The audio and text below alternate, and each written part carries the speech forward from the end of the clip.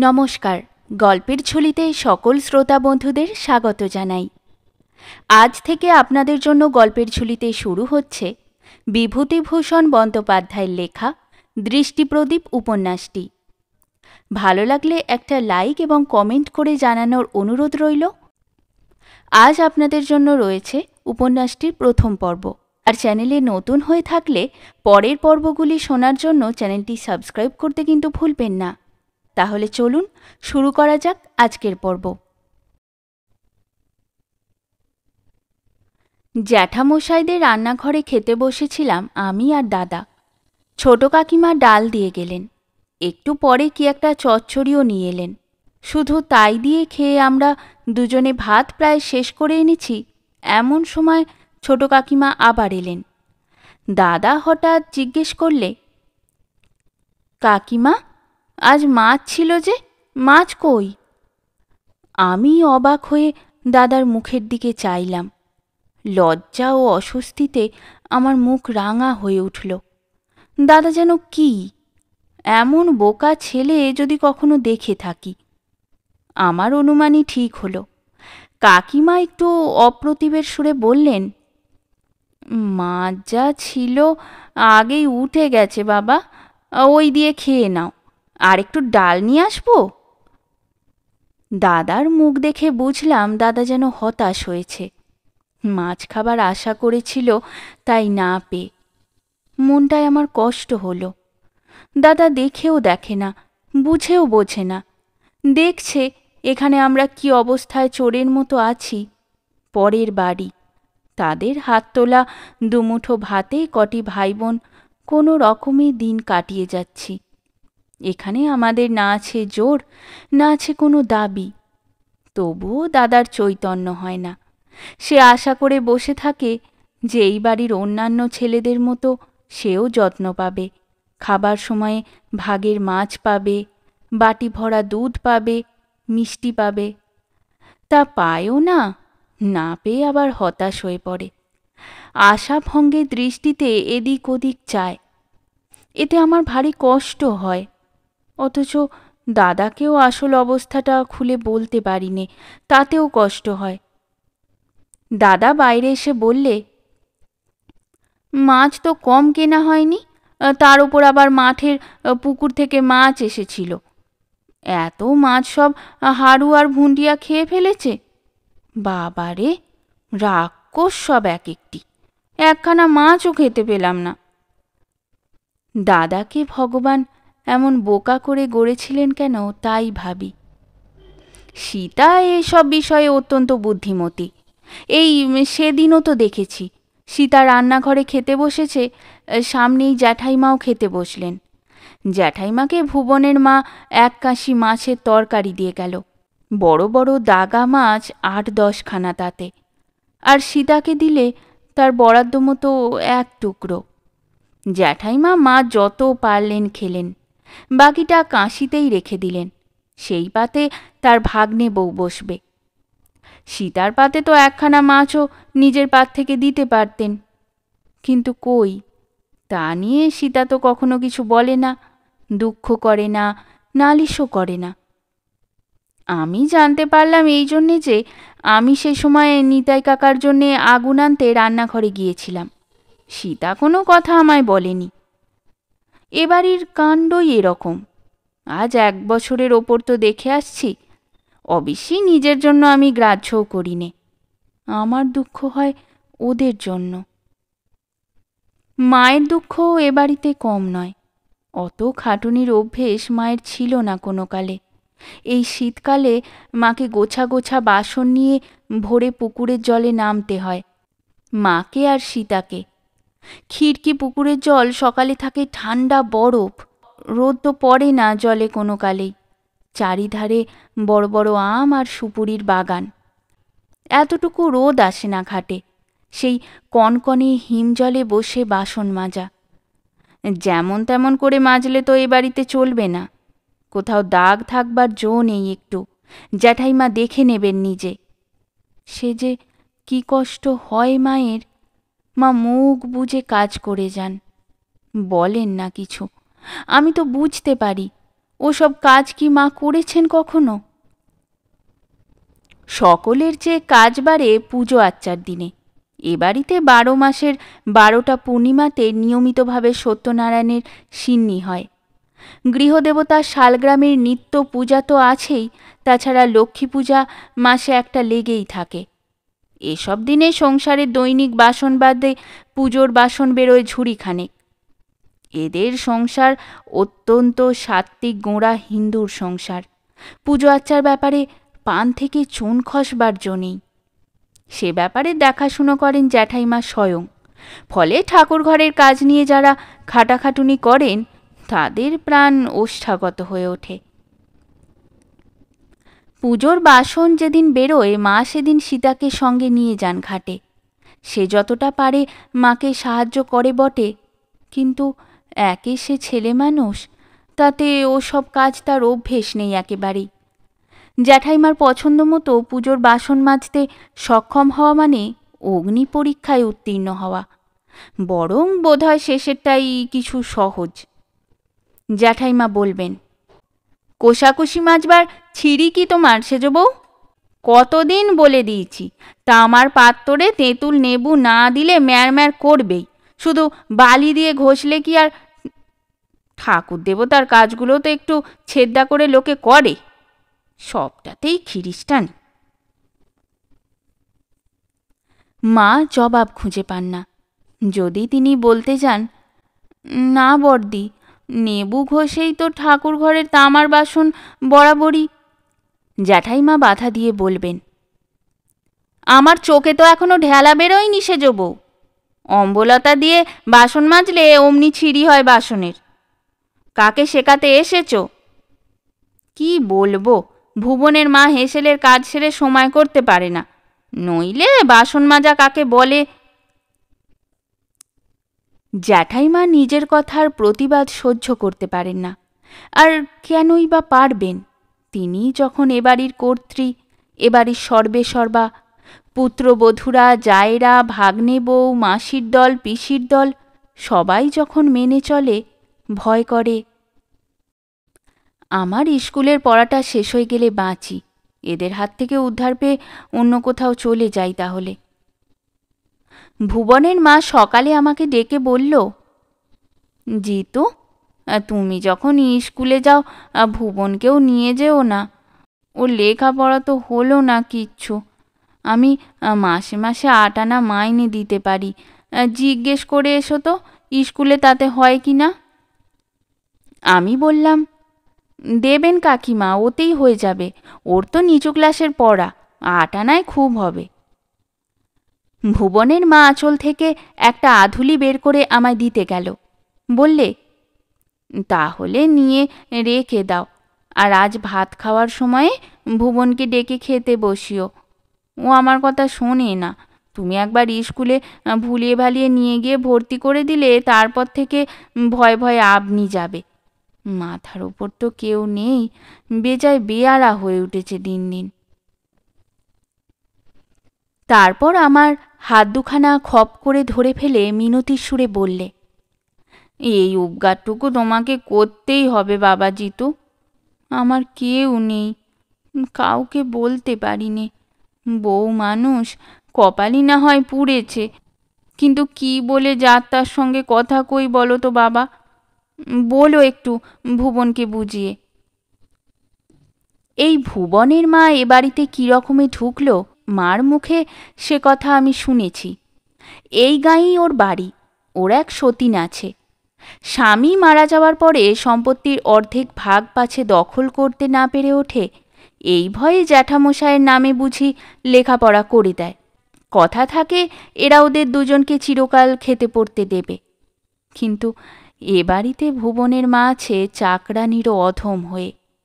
রাঁধুনিকে রাঁধুনি, চাকরানিকে চাকরানি, আর এত হেনস্থাও সবাই মিলে করে ওকে।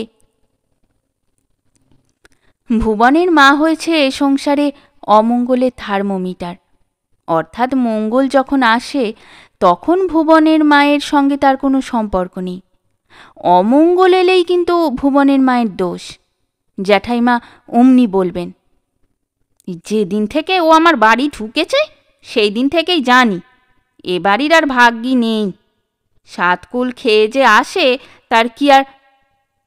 তক্ষুনি কর্তাকে বলেছিলাম ও পাপ ঢুকিও না সংসারে, তা কাঙালের কথা বাসি হলে মিষ্টি লাগে।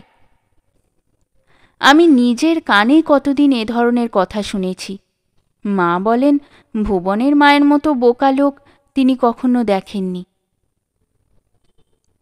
চৈত্র মাসের গোড়ার দিকে মেজ কাকার ছেলে সলিল বললে, জানো জিতুদা, মঙ্গলবারে আমাদের বাড়িতে গোপীনাথজিউ ঠাকুর আসবেন। ওই ও পাড়ায় মেজ জ্যাঠাই মশাইদের বাড়ি ঠাকুর এখন আছেন।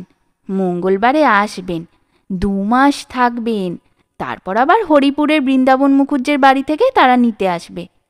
বছরে এই 2 মাস আমাদের পালা। দাদাও সেখানে ছিল, বললে, তাহলে খুব খাওন দাওন হবে। সলিল বললে, যেদিন আসবেন সেদিন তো গাঁয়ের সব ব্রাহ্মণদের নেমন্তন্ন, তাছাড়াও রোজ বিকেলে সেতল হবে, রাত্রিরে ভোগ, সে ভারী খাওয়ার মজা। দাদা ও আমি দুজনেই খুশি হয়ে উঠি। মঙ্গলবার সকাল থেকে বাড়িতে বিরাট হইচই পড়ে গেল। ঠাকুর ঘর ধোয়া শুরু হলো, বাসনকোসন কাল বিকেল থেকেই মাজা ঘষা চলছে। ভুবনের মা রাত থাকতে উঠে রান্নাঘরে ঢুকেছে। পাড়ার অনেক ঝি বউ অবশ্যই যথেষ্ট কাজে সাহায্য করছে। একটি দল তো কাল রাত থেকে তরকারি কুটছে এক রাশ। কাকিমারা কাল বিকেল থেকে ক্ষীরের সন্দেশ ও নারকেলের নাড়ু গড়তে ব্যস্ত আছেন। ঝিটকিপোতার গোলাবাড়ি থেকে গাড়িখানেক আখ, শশা, কলা, নারকোল এসেছে। সেগুলো কাটা ছাড়ানো ব্যাপারে বাড়ির ছোট ছোট মেয়েদের নাইয়ে ধুয়ে ধোয়া কাপড় পরিয়ে লাগানো হয়েছে। বাড়ির ছেলেমেয়েরা সকাল সকাল স্নান সেরে ধোয়া ধুতি চাদর গায়ে ঠাকুর আনতে গেল কর্তাদের সঙ্গে। তারাও গরদের জোর পড়ে আগে আগে চলছেন। ছেলেরা কাঁসর ঘণ্টা বাজিয়ে বেলা 10টার সময় তাদের সঙ্গে ঠাকুর নিয়ে ফিরল। জ্যাঠাইমা জলের ঝাড়া দিতে দিতে দরজা থেকে এগিয়ে গিয়ে ঠাকুরকে অভ্যর্থনা করে নিয়ে এলেন। মেয়েরা শাঁখ বাজাতে লাগলেন। ধূপধুনোর ধোঁয়ায় ঠাকুর ঘরের বারান্দা অন্ধকার হয়ে গেল। আমি এ দৃশ্য কখনো দেখিনি। আমার ভারী আনন্দ হলো। ইচ্ছে হলো আরও একটু এগিয়ে গিয়ে ঠাকুর ঘরের দোরে দাঁড়িয়ে দেখি, কিন্তু ভয় হলো পাছে জ্যাঠাইমা বকুনি দেন, বলেন, তুই এখানে দাঁড়িয়ে কেন? কি কাপড়ে আছিস তা ঠিক নেই, যা সরে যা। এমন অনেকবার বলেছেন, তাই ভয় হয়। বেলা 1টা পর্যন্ত আমাদের পেটে কিছু গেল না। বাড়ির অন্যান্য ছেলে মেয়েদের কথা স্বতন্ত্র, তাদেরই বাড়ি, তাদেরই ঘরদোর, তারা যেখানে যেতে পারে। আমরা 3 ভাই বোন লাজুক, সেখানে আমরা যেতে সাহস করি না। কারুর কাছে খাবার চেয়েও খেতে পারিনি। মা ব্যস্ত আছেন নানা কাজে। অবশ্যই হেঁসেলের কাজে তাকে লাগানো হয় না এ বাড়িতে, তা আমি জানি, কিন্তু ঝিয়ের কাজ করতে তো দোষ নেই। বাড়ির অন্যান্য মেয়েরা কোনো দিনই আমাদের খাওয়া দাওয়ার খোঁজ করেন না। আজ তো সকলেই মহাব্যস্ত। বেলা যখন 1:30 আন্দাজ, রান্নাঘরের দিকে একটা গোলমাল ও জ্যাঠাইমার গলায় চিৎকার শুনে ব্যাপারটা কি দেখতে ছুটে গেলাম। গিয়ে দেখি রান্নাঘরের কোণে ছেঁচতলায় কাছে দাদা একটা লাউ পাতা হাতে দাঁড়িয়ে। জ্যাঠাইমা বকছেন, ওই ঝাড় তো, আর কত ভালো হবে তোমাদের? এখনো বামুন ভোজন হলো না, দেবতার ভোগ রইল পড়ে, উনি এসেছেন ভোগের আগে পেটসাদ খেতে। দেবতা নেই, বামুন নেই, ওর শুয়োর পেট পোড়ালেই আমার সঙ্গে ঘণ্টা বাজবে যে। বুড়ো দামড়া কোথাকার, ওসব খিরিস্টান চাল এ বাড়িতে চলবে না বলে দিচ্ছি। মুড়ো ঝাঁটা মেরে বাড়ি থেকে বিদেয় করে দেব, জানো না? আমার বাড়ি বসে ওইসব অনাচার হবার জো নেই, যখন করেছো তখন করেছো। মা কোথায় ছিলেন আমি জানি নে, পাছে তিনি শুনতে পান এই ভয়ে দাদাকে আমি সঙ্গে করে বাইরে নিয়ে এলাম। দাদা লাউ পাতাটা হাতে নিয়েই বাইরে চলে এলো। আমি বললাম, ওখানে কি করছিলে? দাদা বললে, কি আবার করব, ওই ভুবনের মা কাকিমার কাছে 2খানা তিল পিটুলি ভাজা চাইছিলাম, বড্ড খিদে পেয়েছে তাই। জ্যাঠাইমা শুনতে পেয়ে কি বকুনিটাই। বলেই লজ্জা ও অপমান ঢাকবার চেষ্টায় কেমন এক ধরনের হাসলে। হয়তো বাড়ির কোনো ছেলেই এখনো খায়নি, কিন্তু আমরা জানি দাদা খিদে মোটেই সহ্য করতে পারে না। চা বাগানে থাকতেও ভাত নামতে না নামতে সকলের আগে ও পিঁড়ি পেতে রান্নাঘরে খেতে বসে যেত। বয়সে বড় হলে কি হবে, ও আমাদের সকলের চেয়ে ছেলে মানুষ। আজকার সমস্ত অনুষ্ঠানের ওপর আমার বিতৃষ্ণা হলো। এদের দয়া মায়া নেই। এই যে ঠাকুর পুজোর ধুমধাম, এর যেন কোথায় গলদ আছে। কোথায় তা বোঝা আমার বুদ্ধিতে কুলোয় না, কিন্তু গোটা ব্যাপারটাই যেন কেমন মনের সঙ্গে খাপ খেল না আদৌ। আর কিছুদিন পরে একটু বয়স হলে আমি বুঝেছিলাম যে এদের ভক্তির উৎসের মূলে এদের বিষয় বুদ্ধি ও সাংসারিক উন্নতি। ভগবান এদের উন্নতি করেছেন, ফসল বাড়াচ্ছেন, মান খাতির বাড়াচ্ছেন, এরাও ভগবানকে তোয়াজ করছেন ভবিষ্যতে আরও যাতে বাড়ে। প্রতি পূর্ণিমায় ঘরে সত্যনারায়ণ পুজো হয়। সংক্রান্তিতে দুটি ব্রাহ্মণ খাওয়ানো হয়। শুধু তাই নয়, একটি গরিব ছাত্রকে জ্যাঠাইমা বছরে একটি টাকা দিয়ে থাকেন বই কেনার জন্যে। শ্রাবণ মাসে তাদের আবাদ থেকে বছরের ধান, জ্বালা ভরা কই মাছ, বাজরা ভরা হাঁসের ডিম, তিল, আখের গুড়, আরও অনেক জিনিস নৌকো বোঝাই করে আসত। ভক্তিতে আপ্লুত হয়ে তারা প্রতিবার এই সময় পাঁঠা বলি দিয়ে মনসা পুজো করতেন ও গ্রামের ব্রাহ্মণ খাওয়াতেন। এদের সত্যনারায়ণ পুজো ঘরের সচ্ছলতা বৃদ্ধি করার জন্যে, লক্ষ্মী পুজো ধনধান্য বৃদ্ধির জন্যে, গৃহদেবতার পুজো, গোপীনাথজিউর পুজো, সবারই মূলে হে ঠাকুর, ধনে পুত্রে যেন লক্ষ্মী লাভ হয়, অর্থাৎ তাহলে তোমাকেও খুশি রাখব। বাবার মুখে শুনেছি এ সমস্ত বাড়িঘর আমার ঠাকুরদাদা গোবিন্দলাল মুখুজ্জের তৈরি। ঠাকুরদাদা যখন মারা যান, বাবার তখন বয়স বেশি নয়। তিনি মামার বাড়িতে মানুষ হন এবং তারপর চাকরি নিয়ে বিদেশে বার হয়ে যান। জ্যাঠামশাইয়ের বাবা নন্দলাল মুখুজ্জে নাইবি কাজে বিস্তর পয়সা রোজগার করেছিলেন এবং আবাদ অঞ্চলে 100 বিঘে ধানের জমি কিনে রেখে যান। আবাদ অঞ্চল মানে কি আমি এতদিনেও জানতাম না। এই সেদিন জ্যাঠামশাইদের আড়তের মুহুরি যদু বিশ্বাসকে জিজ্ঞেস করে জেনেছি। জ্যাঠামশাই পাটের ব্যবসা করে খুব উন্নতি করেছে। এদের বর্তমান উন্নতির মূলেই এদের পাটের ও ধানের কারবার। জ্যাঠামশাইরা 3 ভাই, সবাই এই আড়তের কাজেই লেগে আছেন দেখতে পাই। এরা বাবার খুড়তুতো ভাই। বাবাই ঠাকুরদাদার একমাত্র ছেলে ছিলেন। বাবা কোনো কালেই এ গাঁয়ে বাস করেননি। জমি জমা যা ছিল তাও এখন আর নেই। বাবা বেঁচে থাকতে জ্যাঠামশাইকে বলতে শুনেছিলাম যে সব নাকি রোড শেষ নিলামে বিক্রি হয়ে গেছে। সেসব কি ব্যাপার যত বুঝি আর না বুঝি, এটুকু আজকাল বুঝেছি যে এখানে আমাদের দাবি কিছু নেই এবং জ্যাঠামশাইদের দয়ায় তাদের সংসারে মাথা গুঁজে আমরা আছি। জ্যাঠাইমাকে আমার নতুন নতুন ভারী ভালো লাগতো, কিন্তু এতদিন আমরা এ বাড়িতে এসেছি, একদিনের জন্য আমাদের সঙ্গে তিনি ভালো ব্যবহার করেননি। আমাকে ও দাদাকে তো নখে ফেলে কাটেন এমনি অবস্থা।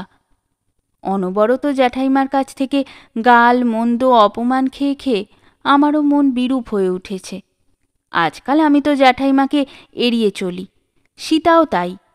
দাদা ভালো মন্দ কিছু তেমন বোঝে না। ও নবান্নের দিন বাটি হাতে জ্যাঠাইমার কাছে নবান্ন চাইতে গিয়ে বকুনি খেয়ে ফিরে আসবে। পুকুরের ঘাটে নাকি জ্যাঠাইমা নিয়ে উঠে আসছিলেন, ও সেই সময় ঝাঁপিয়ে জল পড়ার দরুন জল ছিটিয়ে তার গায়ে লাগে, সেজন্যে মার খাবে। বাসি কাপড়ে জ্যাঠাইমার ঘরে ঢুকে এই সেদিনও মার খেতে খেতে বেঁচে গিয়েছে।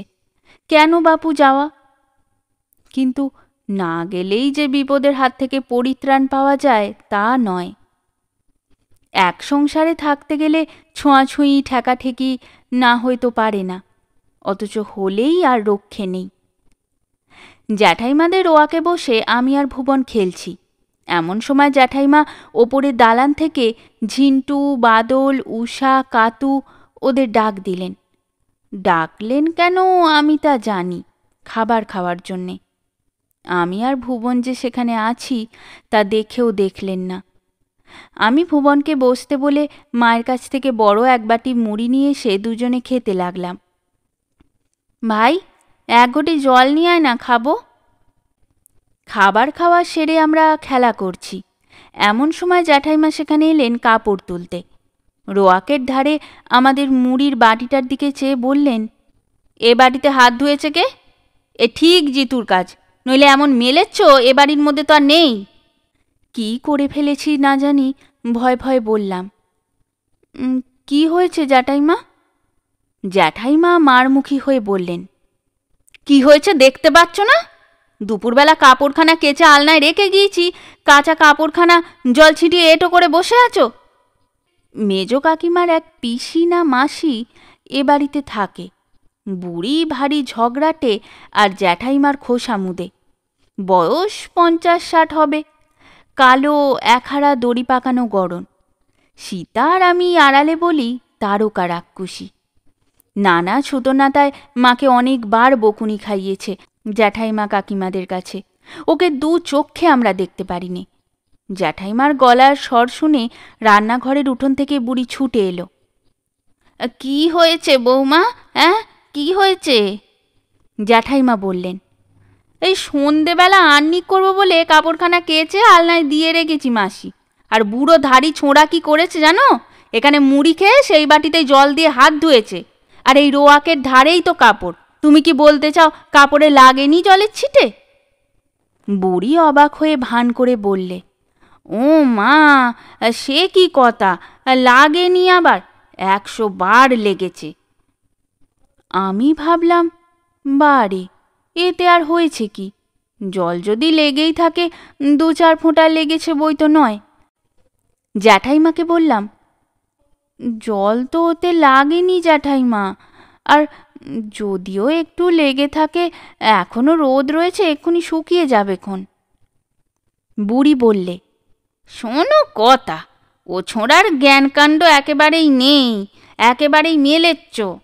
ওর মাও তো তাই, হিঁদুয়ানি তো শেখেনি কোনোদিন। তোমরা শোনো মাসি, আমি শুনে শুনে হদ্দ হয়ে গিয়েছি।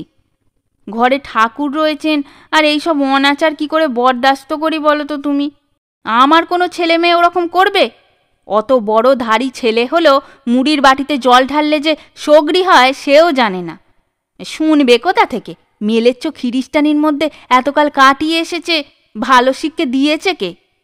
হিঁদুর বাড়িতে কি এসব পোষায় বলো তো তুমি? বুড়ি বললে, ওর মা জানে না তো ও জানবে কোত্থেকে? সেদিন ওর মা করেছে কি, পুকুর ঘাটে তো বড় নৈবেদ্যির বারকোষখানা ধুতে নিয়ে গিয়েছি, আর যেদিন ঠাকুর এলেন তার পরের দিন আমি দাঁড়িয়ে ঘাটে কাপড় কেচে যখন উঠলি, তখন ধোয়া বারকোষখানা আর একবার জলে ডুবো না ডুবিয়েই অমনি উঠিয়ে নিয়ে যাচ্ছে। আমি দেখে বলি, ও কি কাণ্ড বউ! ভাগ্যিস দেখে ফেললাম, তাই তো। মায়ের দোষ দেওয়াতেই হোক বা আমাকে আগের ওই সব কথা বলাতেই হোক, আমার রাগ হলো। তাছাড়া আমার মন বললে এতে কোনো দোষ হয়নি। মুড়ির বাটিতে জল ঢালার দরুন মুড়ির বাটি অপবিত্র হবে কেন? মা বারকোষ ধুয়ে জলের ধারে রেখে স্নান সেরে উঠে যদি সে বারকোষ নিয়ে এসে থাকেন, তাতে মা কোনো অন্যায় কাজ করেননি। বললাম, ওতে দোষ কি জ্যাঠাইমা? মুড়িও খাবার জিনিস, জলও খাবার জিনিস, দুটোতে মেশালে খারাপ হবে কেন? ছুতে থাকবেই বা না কেন? জ্যাঠাইমা অগ্নিমূর্তি হয়ে উঠলেন। তোর কাছে শাস্ত্র শুনতে আসিনি, ফাজিল ছোঁড়া কোথাকার। তোরা তো খিরিস্টান, হিঁদুর আচার ব্যবহার তোরা জানিস কি? তোর মাই বা জানে কি? ওইটুকু ছেলে গলা টিপলে দুধ বেরোয়, উনি আবার আমায় শাস্ত্র বোঝাতে আসেন। শিখবি কোত্থেকে? তোর মা তোদেরকে কিছু শিখিয়েছে না কিছু জানে? পয়সা রোজগার করেছে আর দুহাতে উড়িয়েছে তোর বাবা, মদ খেয়ে খিরিস্টানি করে। বুড়ি বললে, মরলেও সেই রকম, যেমন যেমন কর্মফল তেমন তেমন মৃত্যু। দেশে ধর্মে দেখলে সবাই যে কর্মের যে শাস্তি, ঘর থেকে মরা বেরোয় না, ও পাড়ার হরিদাস না এসে পড়লে ঘরের মধ্যেই পড়ে থাকতো। বাবার মৃত্যু সম্পর্কে কথা বলাতে আমার রাগ হলো।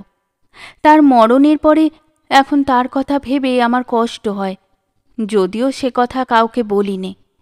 বললাম, ভালো মরণ আর মন্দ মরণ নিয়ে বাহাদুরি কি দিদিমা? এই তো মাঘ মাসে ওই তেঁতুলতলায় যাদের বাড়ি, ওই বাড়ির সেই বুড়ো গাঙ্গুলি মশাই মারা গেলেন।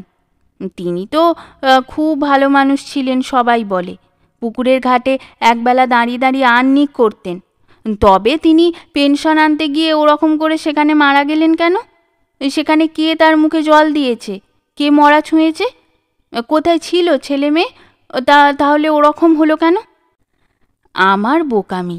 আমি ভেবেছিলাম ঠিকমতো যুক্তি দেখিয়ে বুড়িকে তর্কে হারাবো, কিন্তু তার ধরনের ঝগড়ায় মজবুত পাড়া গাঁয়ের মেয়ে যে অত সহজে হার মেনে নেবে, এ ধারণা করাই আমার ভুল হয়েছিল। সে যুক্তির পথে গেলই না। মরুক বুড়ো গাঙ্গুলি, তবুও তো খবর পেয়ে তার ছেলে জামাই গিয়ে তাকে এনে গঙ্গায় দিয়েছিল। তোর বাবার মতো দোগেচের মাঠে ডোবার জলে আধ পোড়া করে রেখে ফেলে আসেনি তো। আমি সব জানি, আমায় ঘাঁটাসনি। অনেক কথা বেরিয়ে যাবে। কাঠ জোটেনি, খেজুরের ডাল দিয়ে পুড়িয়েছিল, সব শুনেছি আমি। দোগেচের মাঠে সন্ধ্যের পর লোকে যায় না, সবাই বলে এখনো ভূত হয়ে। কথা সবই সত্যি, শেষের টুকু ছাড়া। ওইটুকুর ওপরই জোর দিয়ে বললাম, মিথ্যে কথা বাবা কখনো। তার যুক্তির অকাট্যতা প্রমাণ করবার জন্যে এমন একটা কথা বলে ফেললাম যা কখনো কারুর কাছে বলিনি, বা খুব রেগে মরিয়া না হয়ে উঠলে বলতামও না এদের কাছে। বললাম, জানেন আমি ভূত দেখতে পাই, অনেক দেখেছি। বাবাকে তাহলে নিশ্চয়ই দেখতে পেতাম, জানেন চা বাগানে থাকতে আমি কত। এই পর্যন্ত বলেই আমি চুপ করে গেলাম। দিদিমা খিলখিল করে হেসেই খুন।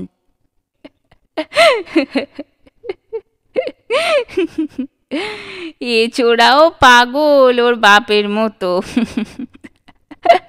শুনছো বৌমা কি বলে, শুনছো একবার? জ্যাঠাইমা বললেন, যা এখান থেকে, এই মুড়ির বাটি তুলে ধুয়ে নিয়ে আয় পুকুর থেকে। এখানটা গাড়ুর জল দিয়ে ধুয়ে দে। আমার কাপড়খানাও কেচে নিয়ে আয় অমনি। তোর সঙ্গে কে এখন সন্ধে অবধি তর্ক করে? তবে বলে দিচ্ছি, হিঁদুর ঘরে হিঁদুর মতো ব্যবহার না করলে এ বাড়িতে জায়গা হবে না। স্পষ্ট কথায় কষ্ট নেই। কই আমাদের বুলু, ভুন্টি, হাবু কি সতীশ তো কখনো এমন করে না? যা বলি তক্ষুনি তাই তো শোনে। কই একদিনের জন্যেও তো। দিদিমা বললেন, ও মা, বুলু, হাবু, সতীশের কথা বলো না। তারা আমার বেঁচে থাক, সোনার চাঁদ ছেলে মেয়ে সব। তারা হিঁদুয়ানির যা জানে ওর মা তা জানে না তো।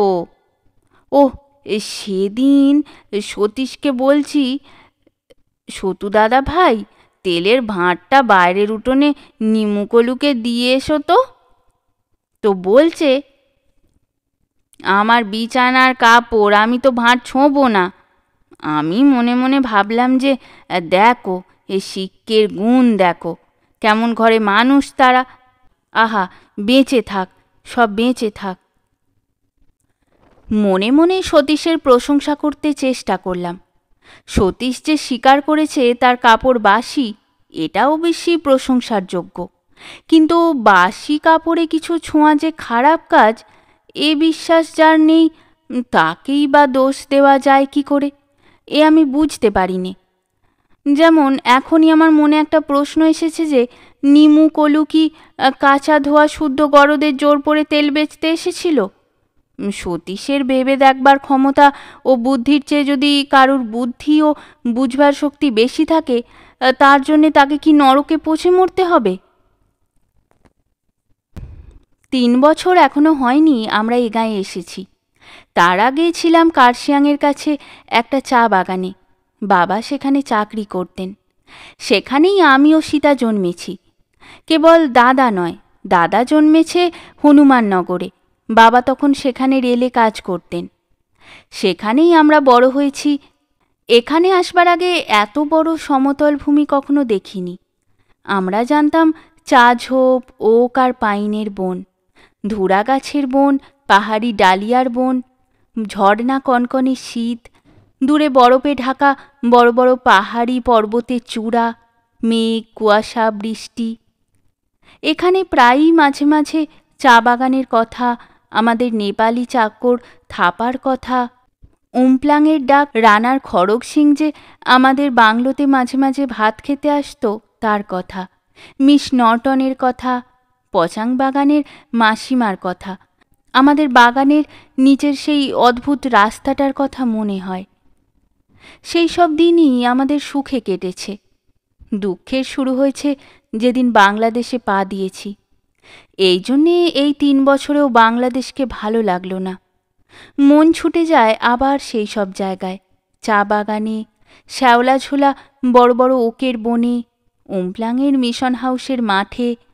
সেখানে আমি, সীতা, দাদা কতদিন সকালে ফুল তুলতে যেতাম, বড়দিনের সময় ছবির কার্ড আনতে যেতাম। কেমন মিষ্টি কথা বলতো, ভালোবাসতো মিস নর্টন। ভাবতে বসলে এক একটা দিনের কথা এমন চমৎকার মনে আসে। শীতের সকাল, বাড়ির বার হয়েই দেখি চারিধারে বনে জঙ্গলে, পাহাড়ের ঢালুর গায়ে পাইন গাছের ফাঁকে বেশ রোদ।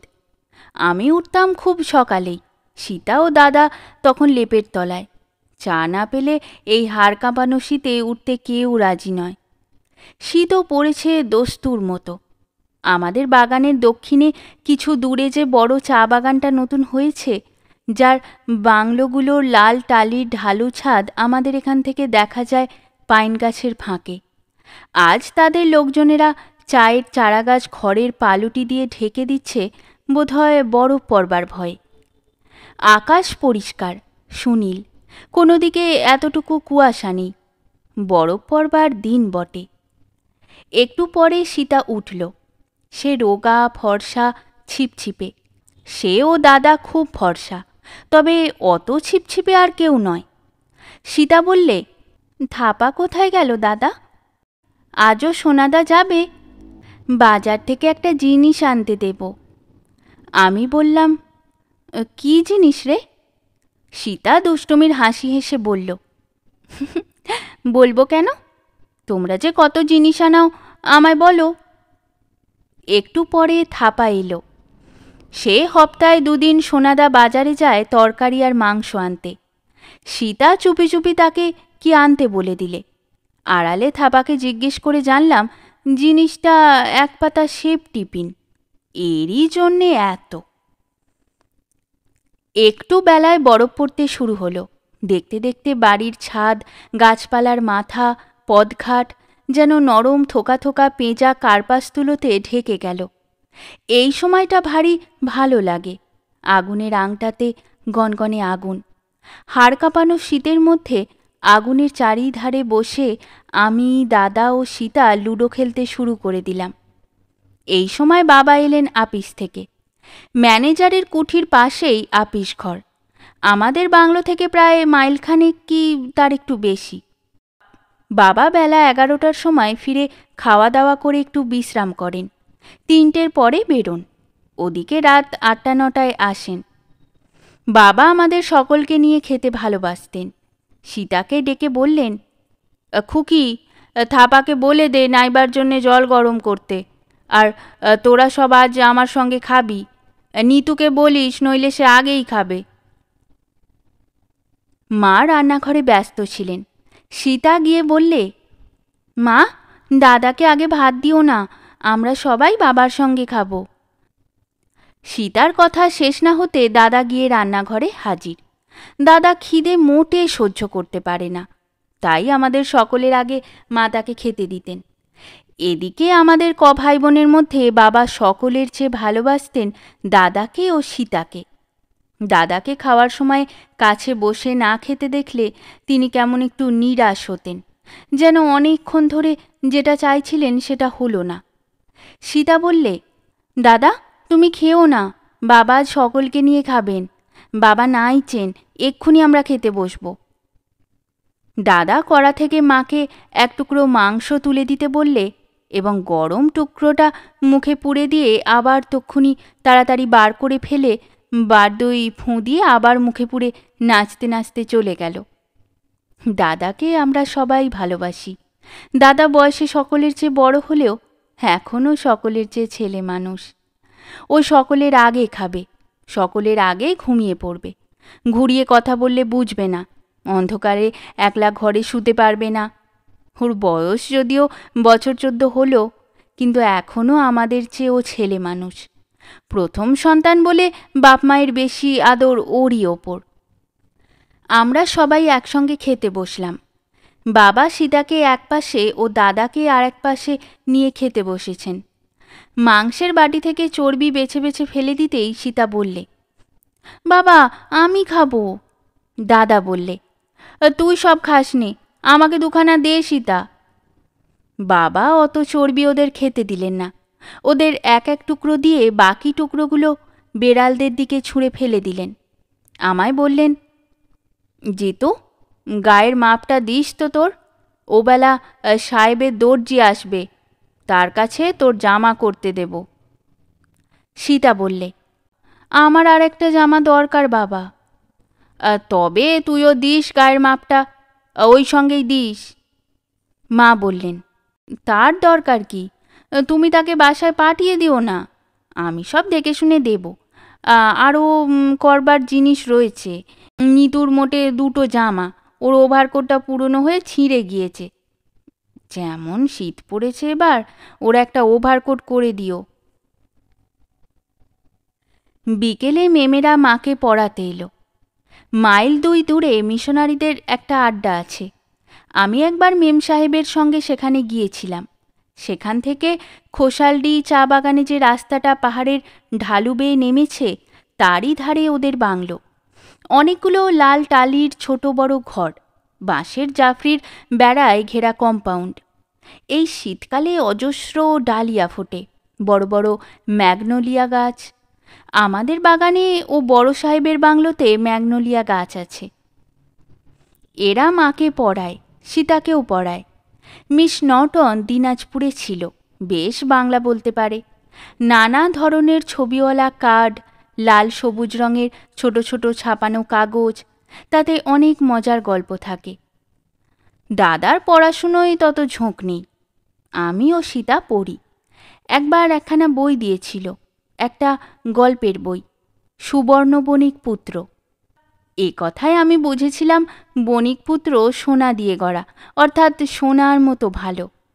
পাপের পথ থেকে উক্ত বণিক পুত্র কি করে ফিরে এসে খ্রিস্ট ধর্ম গ্রহণ করলে তারই গল্প। অনেক কথা বুঝতে পারতাম না, কিন্তু বইখানা ভালো লাগতো। মেম আসতো 2 জন, একজনের বয়স বেশি, মায়ের চেয়েও বেশি, আর একজনের বয়স খুব কম।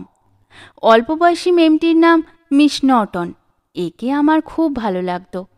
নীল চোখ, সোনালি চুল। আমার কাছে মিস নর্টনের মুখ এত সুন্দর লাগতো, বারবার ওর মুখের দিকে চাইতে ইচ্ছে করত। কিন্তু কেমন লজ্জা হতো, ভালো করে চাইতে পারতাম না। অনেক সময় সে অন্যদিকে চোখ ফিরিয়ে থাকবার সময় লুকিয়ে এক চমক দেখে নিতাম। তখনই ভয় হতো, হয়তো সীতা দেখছে, সীতা হয়তো এ নিয়ে ঠাট্টা করবে। ওরা আসতো বুধবারে ও শনিবারে। সপ্তাহের অন্য দিনগুলো যেন কাটতেই চাইতো না। দিন গুনতাম, কবে বুধবার আসবে, কবে শনিবার হবে। মিস নর্টনের মতো সুন্দরী মেয়ে আমি কখনো দেখিনি আমার এই 11-12 বছরের জীবনে। কিন্তু মাঝে মাঝে এমনই হতাশ হতে হতো। দিন গুনে গুনে বুধবার এলো, কিন্তু প্রৌঢ়া মেমটি হয়তো সেদিন এলো একা, সঙ্গে মিস নর্টন নেই। সারা দিনটা বিস্বাদ হয়ে যেত। মিস নর্টনের ওপর মনে মনে অভিমান হতো। অথচ কেন আজ মিস নর্টন এলো না, সে কথা কাউকে জিজ্ঞেস করতে লজ্জা হতো। মেমেরা এক একদিন আমাদের ভগবানের কাছে প্রার্থনা করতে শেখাতো। মা তখন থাকতেন না। আমি, সীতা ও দাদা চোখ বুঝতাম। মিস নর্টন ও তার সঙ্গিনী চোখ বুঝত। হে আমাদের স্বর্গস্থ পিতা সদাপ্রভু, সবাই একসঙ্গে গম্ভীর সুরে আরম্ভ করলুম। হঠাৎ চোখ চেয়ে দেখতুম সবাই চোখ বুজে আছে, কেবল সীতা চোখ খুলে একবার জিব্বার করেই আমার দিকে চেয়ে একটু দুষ্টুমির হাসি হাসলে, পরক্ষণেই আবার প্রার্থনায় যোগ দিলে। সীতা ওই রকম, ও কিচ্ছু মানে না, নিজের খেয়াল খুশিতে থাকে।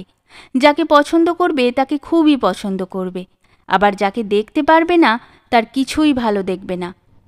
ওর সাহসও খুব, দাদা যা করতে সাহস করে না, এমনকি আমিও যা অনেক সময় করতে ইতস্তত করি, ও তা নির্বিচারে করবে। আমাদের বাংলো থেকে খানিকটা দূরে বনের মধ্যে একটা দেবস্থান আছে, পাহাড়িদের ঠাকুর থাকে। একটা বড় সরল গাছের তলায় কতকগুলো পাথর, ওরা সেখানে মুরগি বলি দেয়, ঢাক বাজায়। সবাই বলে ওখানে ভূত আছে। জায়গাটা যেমন অন্ধকার তেমনি নির্জন। একবার দাদা তর্ক তুলে বললে, আমরা কখনোই ওখানে একা যেতে পারবো না।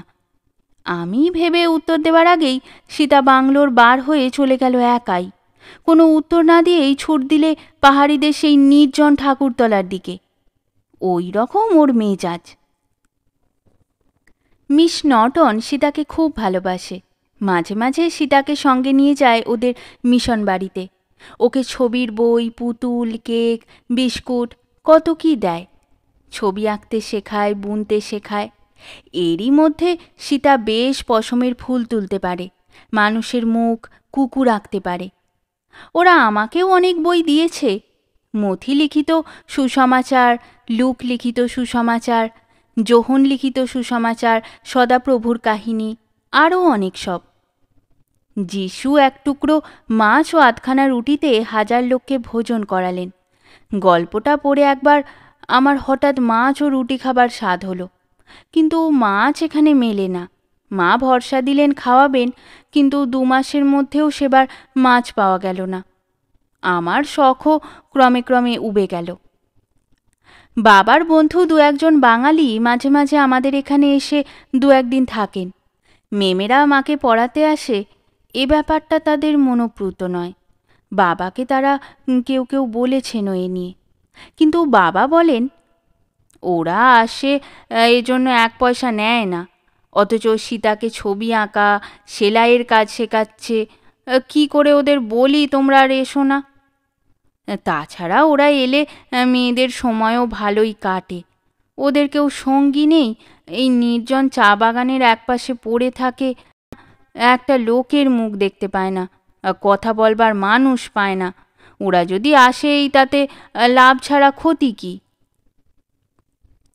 মায়ের মনের একটা গোপন ইচ্ছা ছিল, সেটা কিন্তু পূর্ণ হয়নি।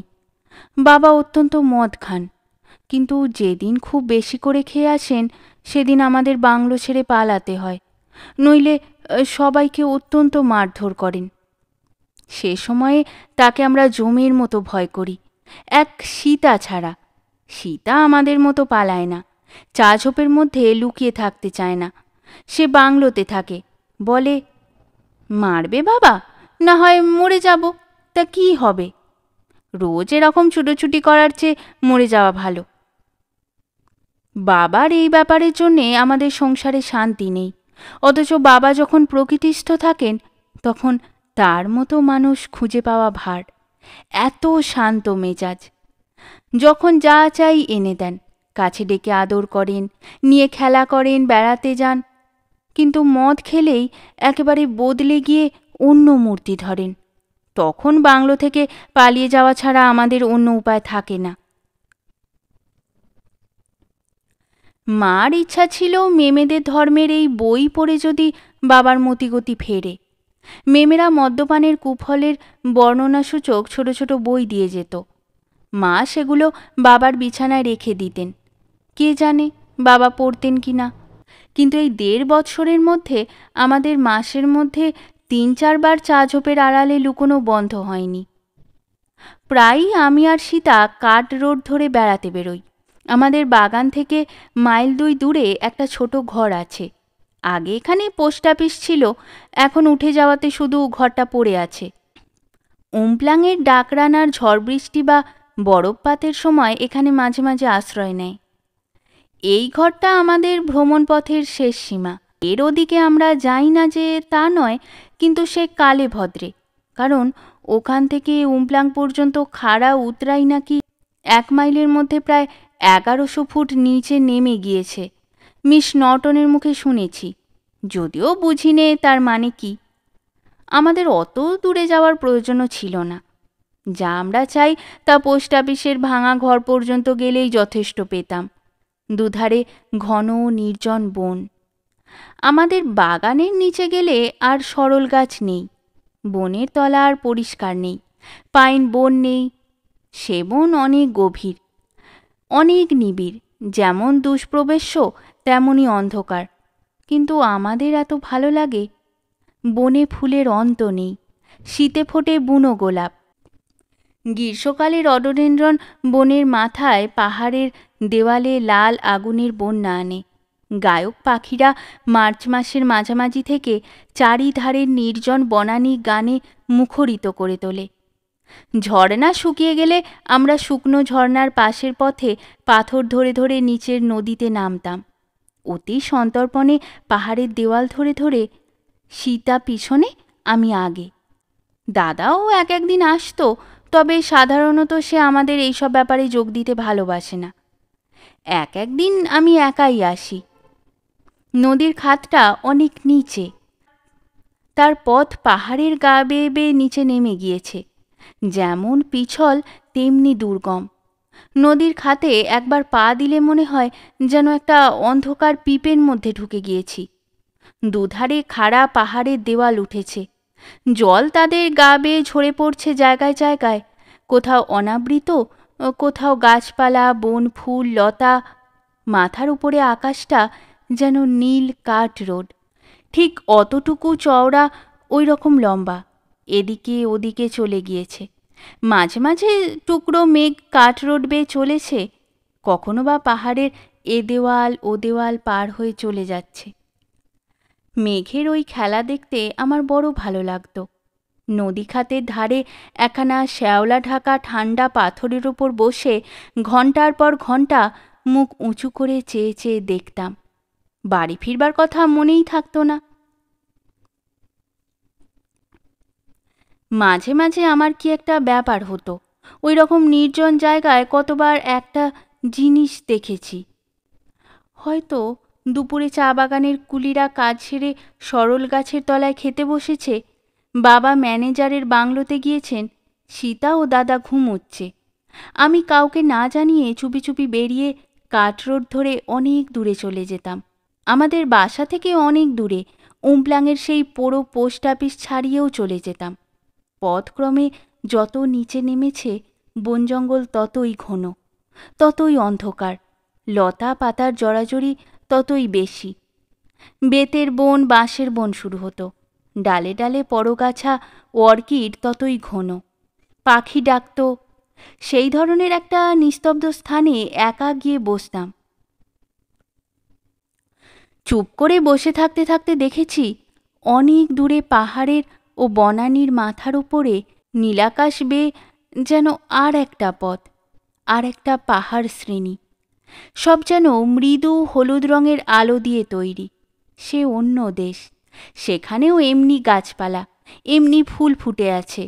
হলুদ আলোর বিশাল জ্যোতির্ময় পথটা এই পৃথিবীর পর্বতশ্রেণীর ওপর দিয়ে শূন্য ভেদ করে মেঘরাজ্যের ওদিকে কোথায় চলে গিয়েছে।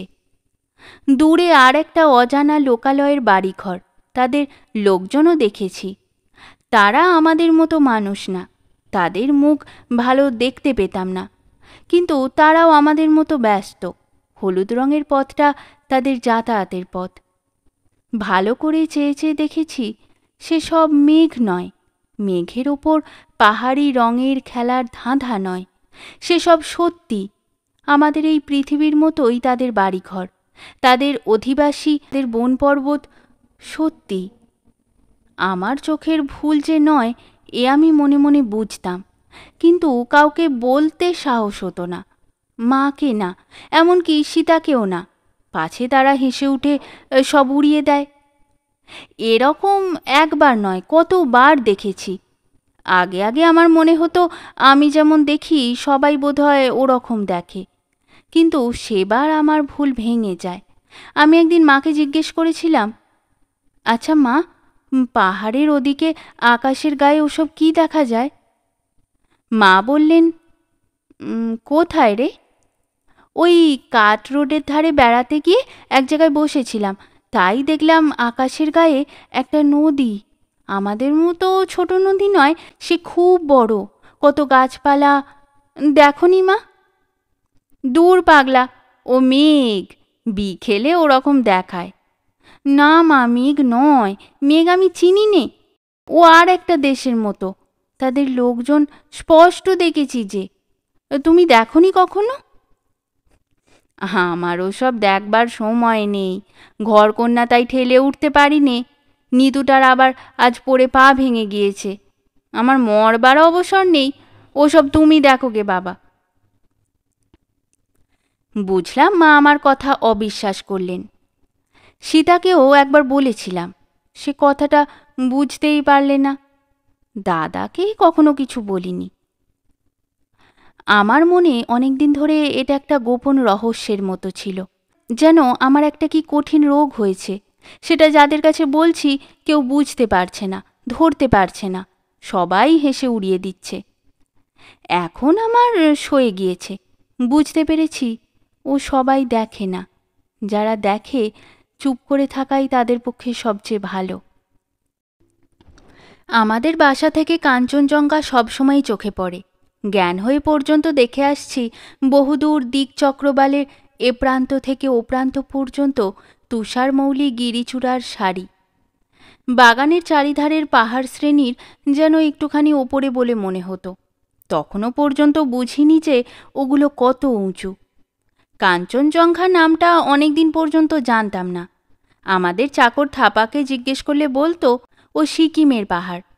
সেবার বাবা আমাদের সবাইকে, সীতাবাদে বাকি সবাইকে, দার্জিলিংয়ে নিয়ে গিয়েছিলেন বেড়াতে। বাবার পরিচিত এক হিন্দুস্থানি চায়ের এজেন্ট ওখানে থাকে। তার বাসায় গিয়ে দুদিন আমরা মহা আদর যত্নে কাটিয়েছিলাম। তখন বাবার মুখে প্রথম শুনবার সুযোগ হলো যে ওর নাম কাঞ্চনজঙ্ঘা। সীতার সেবার যাওয়া হয়নি। ওকে সান্ত্বনা দেবার জন্যে বাবা বাজার থেকে ওর জন্যে রঙিন গাটার, উল আর উল বুনবার কাঁটা কিনে এনেছিলেন। এই কাঞ্চনজঙ্ঘার সম্পর্কে আমার একটা অদ্ভুত অভিজ্ঞতা আছে। সেদিনটা আমাদের বাগানের কলকাতা অফিসের বড় সাহেব আসবেন বাগান দেখতে। তার নাম লিন্টন সাহেব। বাবা ও ছোট সাহেব তাকে আনতে গিয়েছেন সোনাদা স্টেশনে। আমাদের বাগান থেকে প্রায় 3-4 ঘন্টার পথ। ঘোড়া ও কুলির সঙ্গে গিয়েছে। তখন মেমেরা পড়াতে আসতো না। বিকেলে আমরা ভাই বোনে মিলে বাংলোর উঠোনে লাট্টু খেলছিলাম। সূর্য অস্ত যাবার বেশি দেরি নেই। মা রান্নাঘরে কাপড় কাচবার জন্যে সোডা সাবান জলে ফোটাচ্ছিলেন। থাপা লণ্ঠন পরিষ্কার কাজে খুব ব্যস্ত। এমন সময়ে আমার হঠাৎ চোখে পড়ল কাঞ্চনজঙ্ঘার দূর শিখররাজির ওপর আর একটা বড় পর্বত। স্পষ্ট দেখতে পেলাম তাদের ঢালুতে ছোট বড় ঘরবাড়ি। সমস্ত ঢালুটা বনে ঢাকা।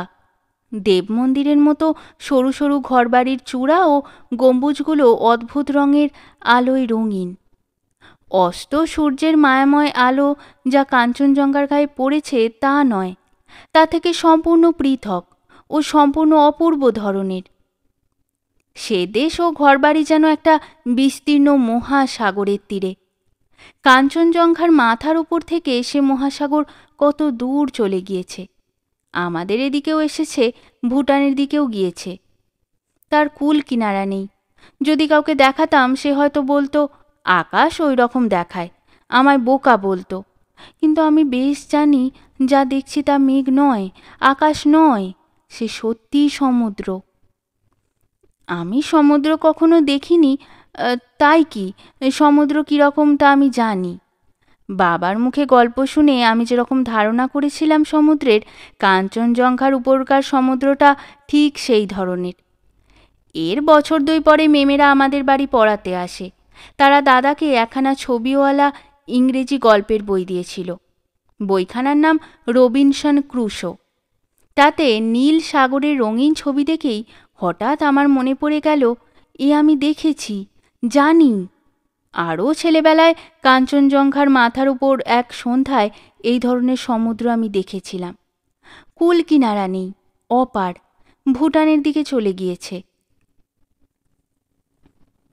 মিস নর্টনকে এসব কথা বলবার আমার ইচ্ছা ছিল। অনেক দিন মিস নর্টন আমায় কাছে ডেকে আদর করেছে, আমার কানের পাশের চুল তুলে দিয়ে আমার মুখ দুহাতের তেলোর মধ্যে নিয়ে কত কী মিষ্টি কথা বলেছে। হয়তো অনেক সময় তখন বুড়ি মেম ছাড়া ঘরের মধ্যে কেউ ছিল না। অনেকবার ভেবেছি এইবার বলবো, কিন্তু বলি বলি করেও আমার সে গোপন কথা মিস নর্টনকে বলা হয়নি। কথা বলা তো দূরের কথা, আমি সে সময় মিস নর্টনের মুখের দিকে লজ্জায় চাইতে পারতাম না। আমার মুখ লাল হয়ে উঠত, কপাল ঘেমে উঠত, সারা শরীরের সঙ্গে জীবও যেন অবশ হয়ে থাকত। চেষ্টা করেও আমি মুখ দিয়ে কথা বার করতে পারতাম না।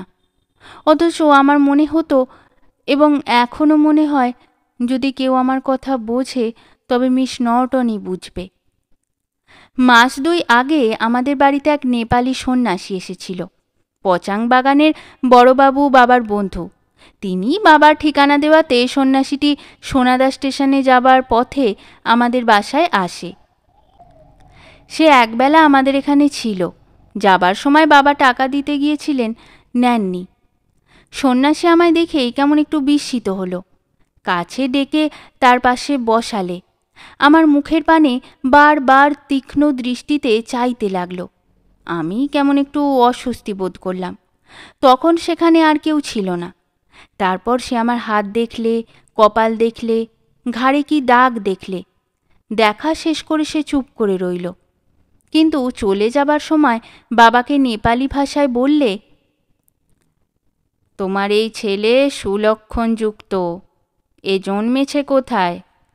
বাবা বললেন, এই চা বাগানেই। সন্ন্যাসী আর কিছু না বলেই চলে যাচ্ছিলেন। বাবা এগিয়ে গিয়ে জিজ্ঞেস করলেন, ওর হাত কেমন দেখলেন? সন্ন্যাসী কিছু জবাব দিল না, ফিরলও না, চলে গেল। আমি কিছু বুঝতে পেরেছিলাম। আমি মাঝে মাঝে নির্জনে যে নানা অদ্ভুত জিনিস দেখি, সন্ন্যাসী সেই সম্বন্ধেই বলেছিলেন। সে যে আর কেউই বুঝবে না, আমি তা জানতাম। সেই জন্যেই তো আজকাল কাউকে ওসব কথা বলিও নে। পচাং চা বাগানের কেরানিবাবু ছিলেন বাঙালি।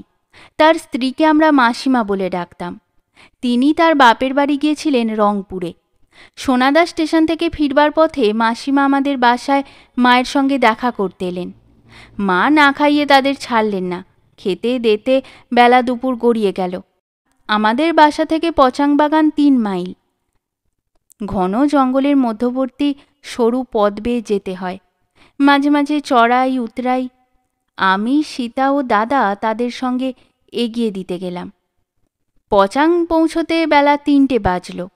আমরা তখনই সবাই চলে আসছিলাম, কিন্তু মাসিমা ছাড়লেন না। তিনি ময়দা মেখে পরোটা ভেজে চা তৈরি করে আমাদের খাওয়ালেন। রাত্রে থাকবার জন্যে অনেক অনুরোধ করলেন, কিন্তু আমাদের ভয় হলো বাবাকে না বলে আসা হয়েছে, বাড়ি না ফিরলে বাবা আমাদেরও বকবেন, মাও বকুনি খাবে। বন জঙ্গলের পথ হলেও আরও অনেকবার আমরা মাসিমার এখানে এসেছি। আমি একাই কতবার এসেছি গিয়েছি। আমরা যখন রওনা হই তখন বেলা খুব কম আছে। অন্ধকার এরই মধ্যে নেমে এসেছে। আকাশ মেঘাচ্ছন্ন, ঝড় বৃষ্টির খুব সম্ভাবনা। পচাং বাগান থেকে 1/2 মাইল যেতেই ঘন জঙ্গল, বড় বড় ওক আর পাইন। আবার উতরাইয়ের পথে নামলেই জঙ্গল অন্য ধরনের, আরও নিবিড়। গাছের ডালে পুরু কম্বলের মতো শ্যাওলা ঝুলছে, ঠিক যেন অন্ধকারে অসংখ্য ভূত প্রেত ডালের নিঃশব্দে দোল খাচ্ছে। সীতা খুশির সুরে বললে, দাদা, যদি আমাদের সামনে ভালুক পড়ে? সীতার ওপর আমাদের ভারী রাগ হলো। সবাই জানে এ পথে ভাল্লুকের ভয়, কিন্তু সে কথার মনে করিয়ে দেওয়া দরকার কি ছিল? বাহাদুরি দেখাবার বুঝি সময় অসময় নেই।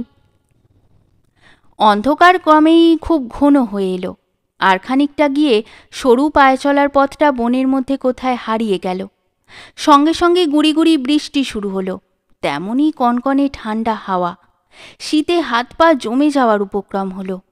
গাছের ডালে শ্যাওলা বৃষ্টিতে ভিজে এক ধরনের গন্ধ বার হয়, এ আমরা সকলেই জানতাম, কিন্তু সীতা বারবার জোর করে বলতে লাগলো ও ভাল্লুকের গায়ের গন্ধ। দাদা আমাদের আগে আগে যাচ্ছিল, মাঝখানে সীতা, পেছনে আমি। হঠাৎ দাদা থমকে দাঁড়িয়ে গেল। সামনে একটা ঝর্ণা, তার ওপরকার কাঠের গুড়ির পুল ছিল, পুলটা ভেঙে গিয়েছে। সেটার তোড় যেমন বেশি, চওড়াও তেমনই। পার হতে সাহস করা যায় না। দাদা বললে, কি হবে জিতু, চল পচাঙে মাসিমার কাছে ফিরে যাই। সীতা বললে, বাবা বিটের ছাল তুলবে আজ না ফিরে গেলে বাসায়। না দাদা, বাড়ি চলো। দাদা ভেবে বললে, এক কাজ করতে পারবি, পাকদণ্ডির পথে ওপরে উঠতে যদি পারিস, ওখান দিয়ে লিন্টন বাগানের রাস্তা, আমি চিনি, ওপরে জঙ্গলও কম, যাবি? দাদা তাহলে খুব ভীতু তো নয়। শেষ হলো আমাদের আজকের পর্ব। গল্প পাঠে এবং বিভিন্ন চরিত্রে আমি তৃষিতা। খুব তাড়াতাড়ি পরের পর্ব নিয়ে ফিরে আসব, এবং এই পর্বটি ভালো লেগে থাকলে লাইক এবং শেয়ার করে দেবেন, আর চ্যানেলে নতুন হয়ে থাকলে চ্যানেলটি সাবস্ক্রাইব করতে কিন্তু ভুলবেন না। সকলে ভালো থাকুন, শুনতে থাকুন গল্পের ঝুলি।